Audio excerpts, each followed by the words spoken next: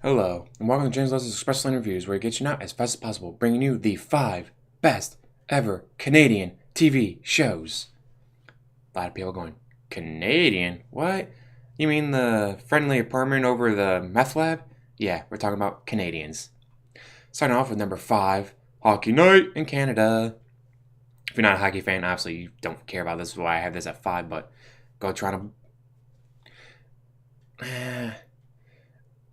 Especially when it's not in season. Obviously, it's not going to be on, but another reason why it's at 5. But Hockey Night in Canada, numero 5 in this case, not uno, but 5.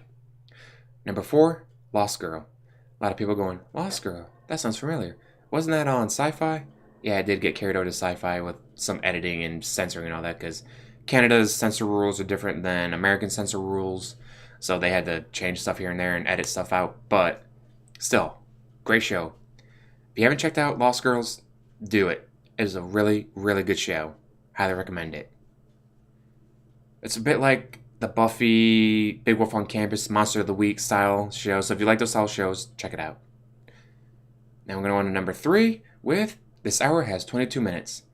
Daily show in Canada, pretty much.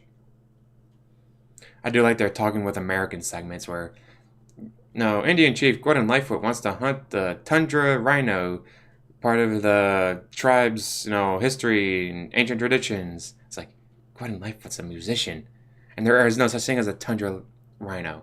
But you talk to Americans, and they don't know that. Stupid bloody Yanks. But very good show. Obviously, it's one of those like you have to watch new episodes or whatever. Or I guess you could go back and watch if you've never watched them before. Watch them back to back or something like that if you can find them, because it's a very funny show. Like I said, it's a daily show, but in Canada. Great show. Now, moving away from that, onto number 2, Made in Canada. Pretty much makes fun of the BBC. My favorite characters on there are like Rick Mercer's character and all that. But but it's a TV company, whatever, and they do shows like Beaver Creek, their version of Little House on the Prairie. They do Sword of Damocles, which is their Hercules knockoff. And one of my favorite episodes, the guy who plays Damocles on Sword of Damocles was going to get a toy made of him. But as the TV production company pointed out, you can't do that. We own the rights to Damocles. But I'm Damocles. No, you play Damocles. We own the rights to Damocles. You can't do that. Then they find out it's a porn company that's going to make the doll. And so Rick Mercer's like, no, what? You have at it. You got yourself in this mess. You get yourself out of it. Then just at the end, he's on his cell phone and was all, so, what kind of deal did you work out? But the action figure's only 18 inches tall. Then it goes to black. Like, you know what they did. They don't have to tell you anything. This is him. But the action figure's only 18 inches tall. Is all you need to see in here to know, like, you know what they did. But, or another one of my favorite jokes on the show was, the guy who, like, actually runs the place is a bit of an idiot. And he's like, oh, how about we do a documentary on the Kennedys? Everyone's done a documentary on the Kennedys. I've never seen one about their speech impediment. What's speech impediment? Boston. You mean a Boston accent? That's an accent? I just thought they're all retarded. It's like, Like, this is like the show, like, he's a bit like, what's his name? Steve Carell, I think, from The Office. But this was on before The Office. Yeah, this was probably a few years before The Office came out. But it's like, he was like that character where, like, he might mean good and mean well, but he's not smart enough to, do it. He's not smart enough to be the man. Great show. You can check out the first season on YouTube. If you can find the others, check them out. It's great. But this leaves us at number 1. Maybe not just the greatest Canadian show of all time, but one of the best of all time. The Red Green Show. The first season I've tried watching. It's literally, I swear, it's like they got the old like VHS. Don't put the VHS thing in the camera recorder. All right, and go.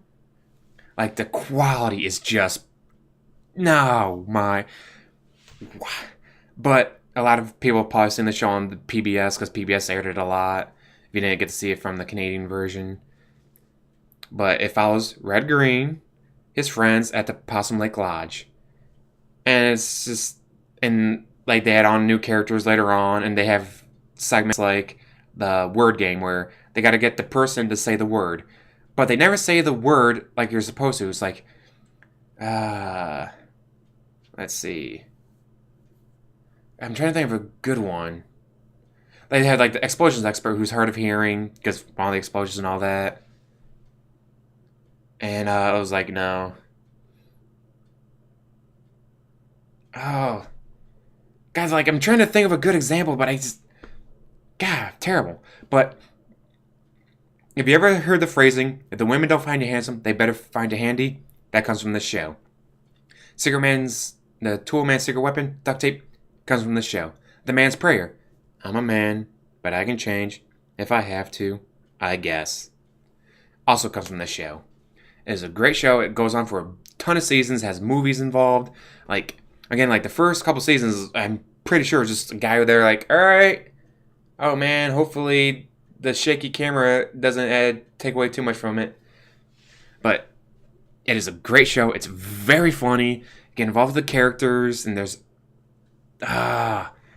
it is a great show. If you've not checked out Red Green, again, check out YouTube. It's on there. God, I love Red Green show and the Sour and Main Again. Terrible. If only they got more promotion in the States. Anyways, as always, like, subscribe, comment down below, and have a wonderful day.